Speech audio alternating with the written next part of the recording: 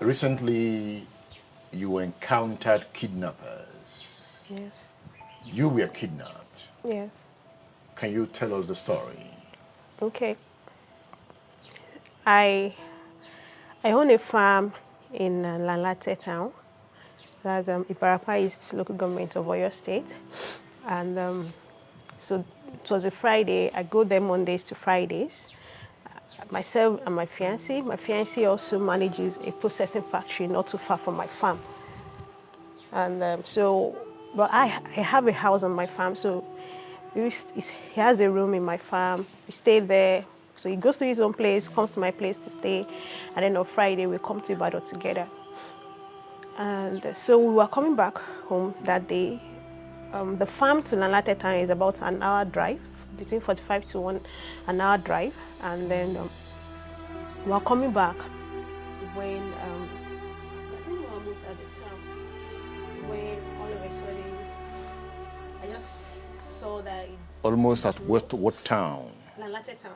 So your farm is how many hours drive from About an Lalata? hour. About an hour drive. From Lanlate. So on getting to the town, what happened? Almost to the town. We're not in the town yet. Okay. Almost to the town. That was because I was not feeling fine. I was sick, so I took some drug. So I reclined my chair so I could sleep. Although I was in the front with him, he was driving, and I saw that he swerved.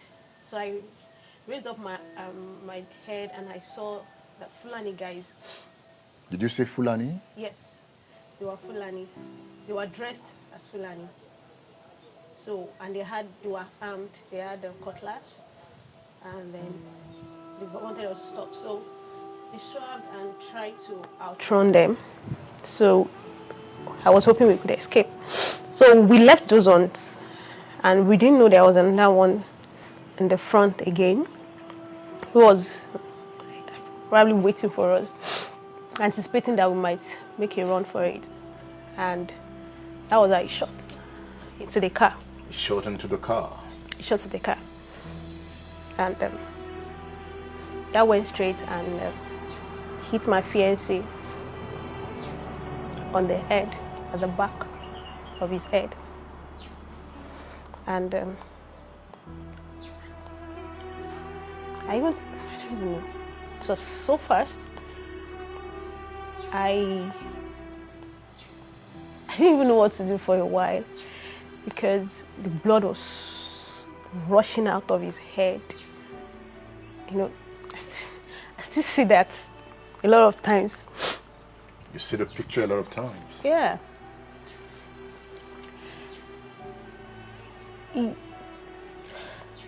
When the bullet struck him, Yeah. what did you do? Yeah. I was trying to see if I could save him, if I could apply pressure to stop the blood from flowing. Did the blood stop flowing? I couldn't even do that because I noticed the car was about to, it lost control, so I noticed the car was about to hit a tree. So I decided to put it The in. car was still in motion. It was still in motion, but it already swerved to the bush because it was a forest, like the middle of the forest.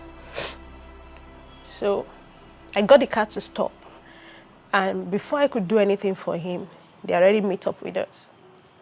So they opened the car and pulled me out. How many of them? 4 of them. There were 4 of them. So he pulled me out. They were angry because we did not stop, and then they tried. They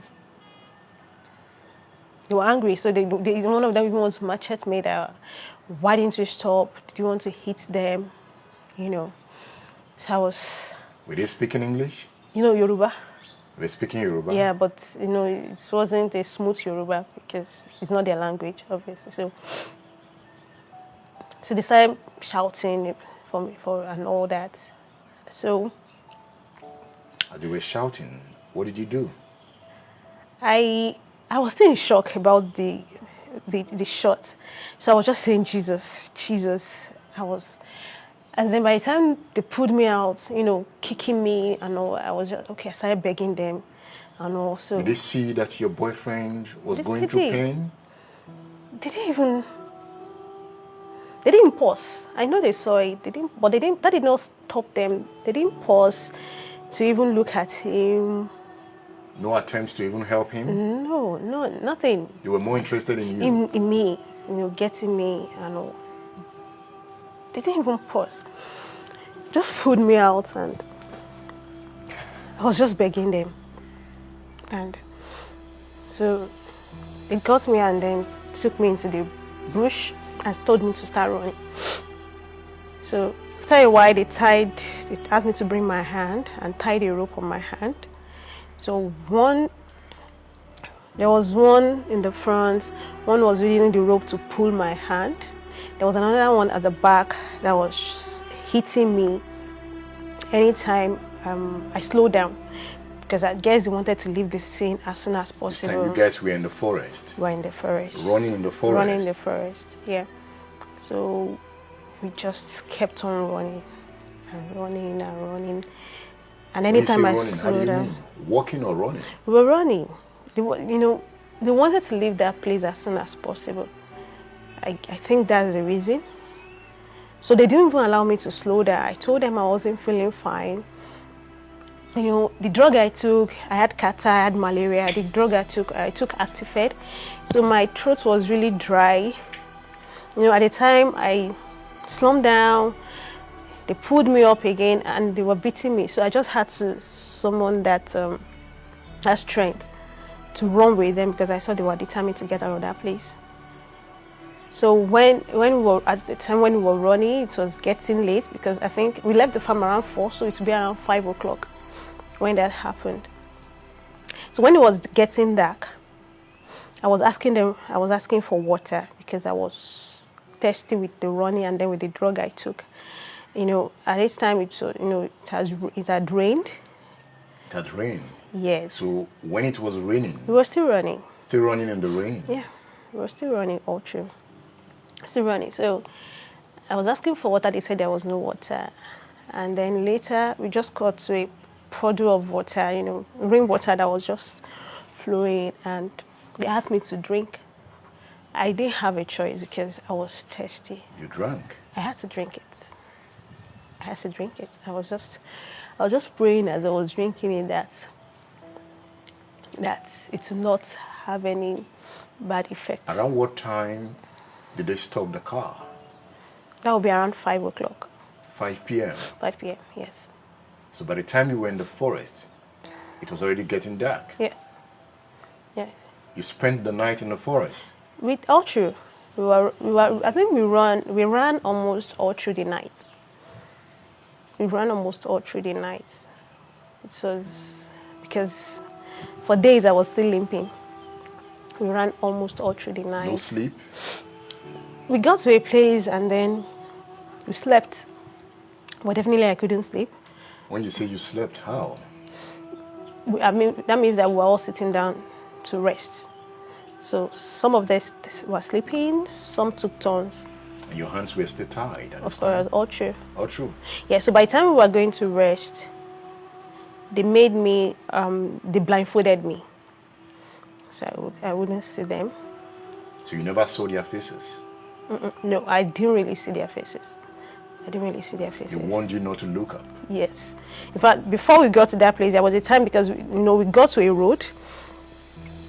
We got to a road and then we had to stop for a while to allow the traffic go down.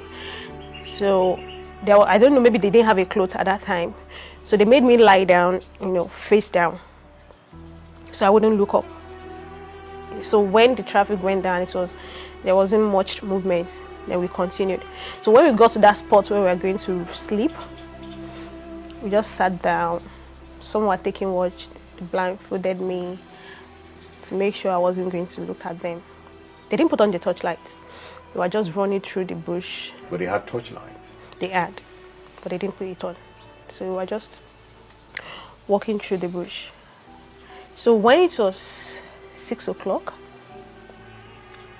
they took the phone. Okay, while we were coming, they already took my phone away from me and threw it away. Then I didn't know that they had picked my fiancé's phone from the car also. So they asked me to open it. I said I couldn't. And so when it was 6 o'clock, they removed the SIM, and I guess I didn't even know that that was just because I knew they destroyed it to remove the SIM. So I thought probably they didn't want, the phone will have a location, a GPS to track. So, but they destroyed it completely and made sure it was disposed on the way.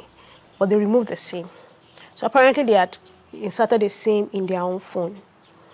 So when it was 6 o'clock, they asked me to call my parents and tell them that they were demanding for 50 million naira for me to be released. So I called my dad, and he also was begging them 50 million. How? He was trying to plead with them, and they just told him if he wanted to see me alive, he had better find it. So they ended the call. Then we started the journey again. How did they sound when they were talking to your dad? Were they brutal? Yes, they were. Mannerism? They very, very, very, very, very. They were just. They spoke English to your dad or Yoruba? No, Yoruba. They were speaking Yoruba to me, but they had a language they were using to communicate within themselves. They had a language? They had a language they were communicating. And you don't know that language? No, I don't. I don't. So when you say they are Fulani, how did you arrive at that? Okay, so I farm in a place where we have a lot of Fulanis around. We have Fulani settlers also. They live there.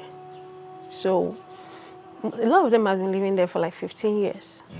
Yeah, so familiar with them. They have cattle. And the only thing we always have issue with is their cattle coming to the farm. And then sometimes we have to take them to the police station. In fact, they just had an agreement. We just made them write an agreement that if they allow their cattle into our farm again, they were going to leave that place permanently. So I'm familiar with them. I mean, you see them around all the time. So that was like, so they were dressed like them, they looked like them. During the process of running in the forest, did you cross a river? Yes. So that morning when we moved again, because they didn't want to stay in a single location, so we started the journey again, and then we were running, and then, it had rained. So the rain started and ended while we were there, no shelter, nothing. So when we got to a particular point, the river was, it was really, really, the current was heavy. And so one of them went through it first. And then, of course, I was shorter than them. So he went there, and then they told me to also come around. I was really scared. How did you walk through that river? Your hands up? My hands were still tied. My hands were tied as you walked through the river? My hand was still tied. So one of them just held on to that rope in the front and was pulling me, because I was really scared, because it came up to here when we were passing. So we had to go through it, and then so they were pulling me like that to the other side. We got to the other side. Did they beat you in the forest? The only time they beat me was when anytime I slowed down. There was always one at the back. So the one in the front, once I slow down, we just give that command to the one at the back that I was not cooperating. Then that one would just hit me to make me walk faster and run. At a point, did you have any conversation with them in the forest? Did you ask them why they do what they do? Yes. After talking with my dad, they made sure they told him to get the money, and he said, okay, he was trying, he was working on it. So probably knowing that the money was coming got them to kind of relax a little. And because we stopped in more than, like 3 places where we sat down waiting for them to call back or to call them. I was the one that is always calling back because I was really anxious for them. Wanted to leave. Yes. So I was the one doing the calling, actually. And the most time we stay in places where there is no network. So even if they want to, they will not be able to reach us until I ask them to call. And so when we sat down, and that was when they were telling me that they don't have cattle. They don't have cattle. The only thing they do is to kidnap for money. All they want was money. That was when they were telling me that next time when you see robbers, you stop, don't run. That what they want is just money. I should just have stopped,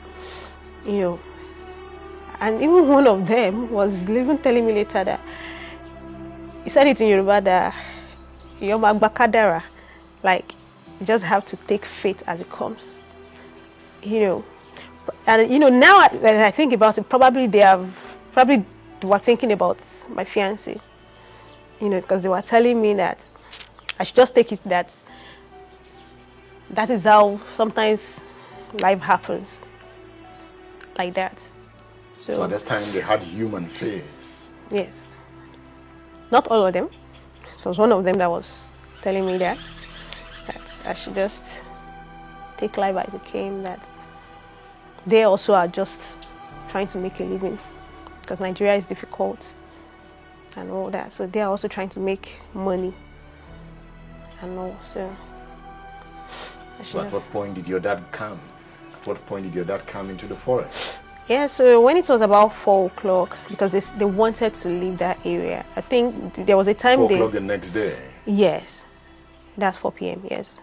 At the time, I think they received a call. They were telling me that, so your parents have alerted the security forces, the vigilante, and all that. The vigilante, they know that the vigilante is looking for them. So I better call them and warn them that if they get anybody involved, they will not see me alive. So I called him at that time and warned him. You warned your dad? I had to warn him. I've seen them kill, so they could. And then when it was getting to about that, so they were anxious. I guess that was why they were anxious to leave. They wanted to leave. So when it was that 4 o'clock, they called him. He was still begging them that it was a Saturday. No one keeps cash in the house. He has tried to transfer money to different people so that they could use ATM to withdraw money. But, the limit is about 100,000 naira. So how many people do you want to transfer to even raise that kind of money? Nobody keeps money in the house. So they was trying to explain to them, to beg them that, he's retired. He's not working. How is he going to raise money and all that? So at that time, they became frustrated because we have been waiting since 6 a.m. And you haven't eaten at this time? No, I hadn't. You were not hungry? My mind was to get out. They offered to give me food, actually. They offered. From where? Okay, one of them went to get food for them. Okay. Yeah, one of them went to get food for them. So they offered to buy me rice, but I told them I wasn't. So they know that environment? They know. Because they knew where to go to get food. Mm. Yes, they knew where to go. And they knew where to go to because it was dark. No torchlight, and they still knew where they were going. We crossed that river because they knew they had to be on the other side. So I think they knew where they were going. Mm. They were familiar with the environment. So yeah. Got food. So when they pestered me, I told them to get me bread, but I was even scared that probably they could have even poisoned it or something. So I wasn't ready to eat, anything and all. So that 4 o'clock when I called my dad, I could sense their frustration because one of them shot at me to get my dad's attention because he felt my dad was just taking them for a ride. So, can you describe that scene? Yeah, he asked my dad. My dad was still begging, and he became so angry that you mean since 6 a.m. since morning you have not done, and then he just raised the gun and just shot. What kind of gun are we talking about here? It's a very long one. Okay. The long gun, something like the hunters will hold. Mm. Yeah, something like that. I had mustered up courage when they kidnapped me, that, and made up my mind that by God's grace I was going to get out alive. So I was trying to be courageous all through the experience. I was, doing everything to cooperate with them, not to get them angry. But when they made that shot, it scared the living daylight out of you. oh my God. I mean, I've seen the shot to my fiance's head. I've seen how in just a few seconds, so when they shot at me, it was like, So I've seen what the gun could do. So I was really, really scared at that time. I was begging my dad that, what, anybody just, I was almost like telling him that even if you can go enter the road and just be asking anybody for cash, just try and waste this guy's money, because they were desperate to live at that time. And they were also telling me then that if they don't bring it, they can equally kill me and get buyers for the body. Buyers for the body. That was what they said. That there are people who buy the head, body parts. So they sell body parts. I mean, I don't know why they would say that, but that was what they said, that if he doesn't do that, that they have nothing to lose, that they will still make their money. So at what point did your dad get to the location? That was around 9 p.m. He got to Yoruba around 9 p.m. and then he called them. So 3 of them left. He came alone? He came, yeah, they told him to come alone, not to come. And even I myself warned him not to try to bring anybody with him, So so 3 of them went to meet him. They left me with 1 of them. So he later told me that they asked him to go to like 3 different locations. He didn't see them. He said he was on the phone talking to them. They told him to tell him to go somewhere. Then later they will ask him to go to another place. Just so he was just moving around. Then at the end of the day, probably I guess they were trying to see if he was being followed. So later they told him to park somewhere and just drop the money there, and then told him to move ahead. Told him to stay and a place where he should stay. So I think they picked up the money and all. So the other guy, the one that was with me, got a call and said we can So move. 3 of the guys went to pick the money? Yes. So it was only one that was left with me. Did you ever think of running away? Of course, I did. I was, when they first picked me, I was even looking out, like trying to mark the road that, okay, so that if I'm able to escape, I'll be able to run back. I was hoping I would get a chance to run. If a lot of times the rope they tied, I would try and remove it so that it would be easy for me to loosen myself. And anytime they saw that, it was getting them angry. Oh, you want to escape? And then they would tighten it and make it tighter. But later, I was praying and hoping I would get a chance, saying, God, please just give me a chance to escape. And later I just said, wait, let me even pray about it and know how God wants to get me out of it. Like I said, I was determined I was getting out alive. And God told me, your life is more important. Just let them have the money. So you decided against escaping? So I decided because, I was always at the middle, 2 in the front, 2 at the back. And they never let down their guard. So, they had 2 guns. So 1 at the front, 1 at the back. So I knew that if I made a run for it, it would be easy for them to just shoot me. So that was when I just left it and just... So when they collected the money, at what point did they release you? Yeah, you got a call that the money has been, you should bring me. So we started trekking. I didn't even know that it was such a long distance from where he was also. So I guess they were just trying to be careful, in case there was a police on it. So it was a long distance from where they collected the money, because it took me around 15 minutes to get to where my dad was. So he walked me down.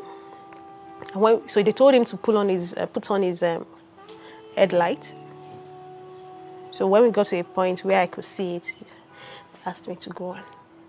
So while you were walking, did you feel they were still trailing you? Yes, because at the time, the one that was with me, I was asking him, are they going to hurt my dad? I hope they're not going to hurt my dad. You were speaking Yoruba to him? Yes. And he was like, I think that was the one that was, I think, a little bit sane among them. And he was like, no, we are not God. We also know that there is God. We can't just be killing like that, you know. He was one that wasn't talking all through, you know. I didn't even see his face at all. It was always at the back. And he was like, no, don't worry. We're not going to kill you. We're not going to kill you too. You know, reassuring me, we're not going to kill you. Don't worry, you're going to get back to your family today. I know. But when we got to the other three, on the way, I saw that some of them were sitting down somewhere. I guess they were counting the money. I saw them sitting down. I know. So one of them, he joined them, and another one was the one that now took me to go and meet my dad. So because he was carrying a gun, so I was like, why didn't he ask the one that was carrying a gun to be the one to lead me? So I was really conscious. So when he said I should go ahead, a lot of times I would still look at the bag there. I hope he has not changed his mind, because they already collected the money. So I was really scared. I hope they have not changed their mind. I hope it's not that they asked me to go and then I hear something at the back and they shot and all. So I ran. I made a run for it. When I saw his car, it was like running to freedom, you know. So did you hug your dad? Of course, I was like, Daddy, I'm seeing you again. Oh. I'm seeing you again. You know, that was the thing that I was saying. When I even got home, saw my siblings, my sister, I was like, I see everybody again. My life. I didn't die. I made it. I saw everyone again. At this time, did you know your fiancé was dead? No. I was actually praying all through the night that he will say that he will not die. I was praying. So I was asking my dad, even when I was making the call for the ransom, I was always asking, but they gave me any answer.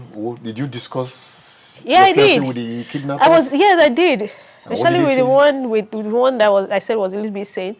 I was asking him that did you see where he was shot? Did you see where the gun hit him? Does he have a chance? You know, I knew it was at the head, you know, at the back. But I was hoping probably, I don't know, I was just hoping for a miracle. That I was asking, do you think he's going to make it? And he said, yes, that he saw, you know, he looked back and he saw that people were already helping him. You know, they were already taking him to the hospital, so that he was going to make it. You know, that kind of gave me a kind of false hope, a hope that he will be okay. In fact, when I was coming, I asked them to give me a SIM, because I was thinking he won't have to be going through the stress of having to retrieve his line and all that. Did they give you the SIM? Yeah, they gave me. They gave him the SIM, you know, I guess to make sure that they won't be able to be tracked, you know. So I collected his SIM and went from. So I didn't know. I asked my dad when we got into the car, and he said, "Oh, he's in the hospital. That he's not speaking yet. He's still not talking." He said, "No problem." So when I got home, everybody was happy to see me. That was around 11:30 p.m. You know, everybody was happy to see me. You know, they were crying and all that. So I asked about him again. She said he was okay. But then I felt, who is with him in the hospital? Everybody is here. So we're staying with him in the hospital. Is the parents around? They said, no, the parents are not around. So who is with him in the hospital? They said he's fine. He's still not talking. So but I saw that even though they were happy, they were still, they were not as happy as, or they were not expressing that joy as much as they could.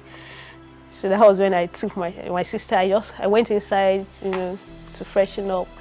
I called my sister. I knew my sister, so I pressed her, to get her to talk. She couldn't say it. She just burst out crying. So that was when I knew that he was dead. He was dead. He has been buried, right? Yeah. Sad. Sad because I think the most painful part is that he had dreams. His dreams are gone. he saw agriculture, he embraced it. He was a farmer.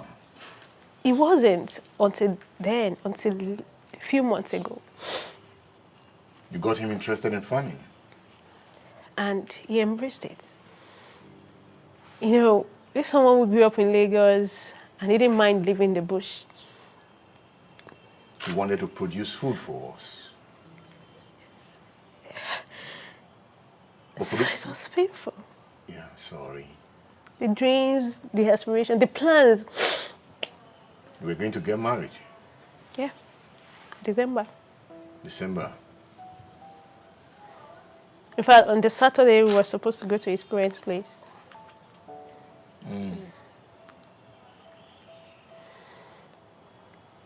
That's the most painful part, really. That for what? Because some people want the money.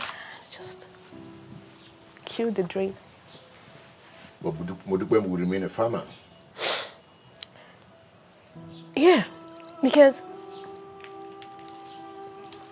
you know, if you're traveling now, do you see the land? We import a lot of food into this country, a lot. And that was what got me interested. Why do we import when we can produce what we're importing? You're traveling, is just forest everywhere. It's land. We have the ability, we have the environment, we have everything we have to produce what we eat. So that's the dream that one day, not only are we going to be self-sufficient in food production, we produce enough to feed ourselves, but the world population is also growing. Africa is growing, and you know, and the prediction is that by 2050, if nothing is done about food production, there will be food security. I mean, there will be food insecurity. So not only do we have to feed ourselves, we have to feed the world. The population is growing. 60% of arable land is in Africa. Of the 60% of arable land in the whole world is in Africa alone. And young persons like you decided to plunge in. We have. You're a graduate, right? Yes, I'm a graduate. He was also a graduate. My staff, all of them, we have masters holders. Young graduates. Young graduates. Farming. Yes.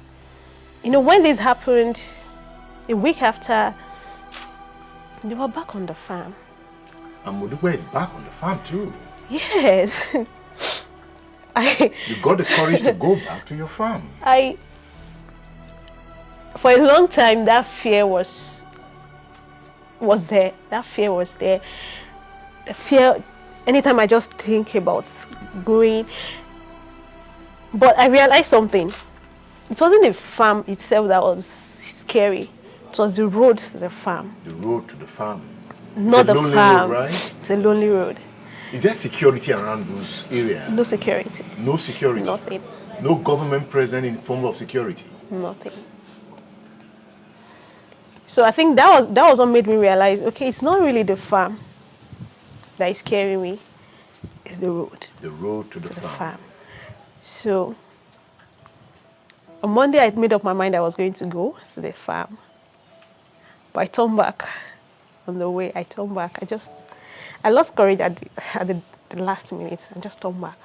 So my mom decided that, okay, she was going to go with me. Your mom wasn't scared? Yeah, I guess maybe she was, and she was just trying to put up a trophy because I think they know how passionate I am about this. They know I've always talked about it. I've been doing this for like about 6 years now, and they knew how I started. I started with just 1 acre. The farm is about 1,000 hectares now. You have 1,000 what? Hectares. Hectares.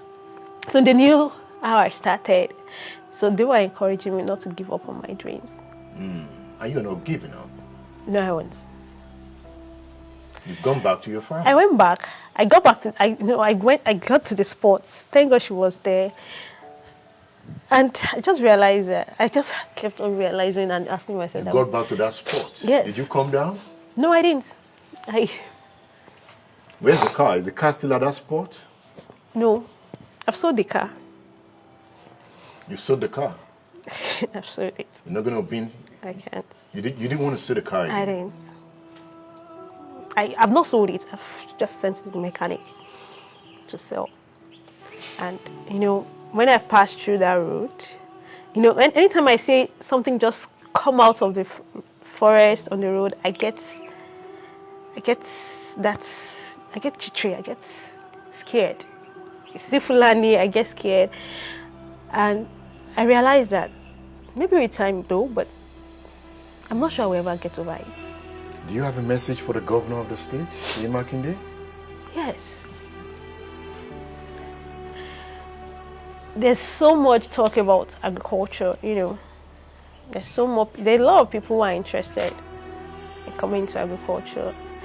I've always said it that it's not the job of government to provide jobs, but to create an enabling environment for businesses to thrive. And businesses will create the job. And I think creating an enabling environment, providing security on the road, is a way to create an enabling environment for businesses to thrive. I thank God for the grace of God, the Spirit of God in me that is giving me the courage, because I know that's why I have the courage. Like I said, when I passed and realized I won't get over it, but I'll move on with it. I'll move on. You reported to the police, right? Yeah, I did. So I think governments really need to work on that security. So many people are also interested in coming. A lot of people have abandoned their farms. Did you see they've abandoned their farms? Yes. Why? When you're not sure, yes, I'm back.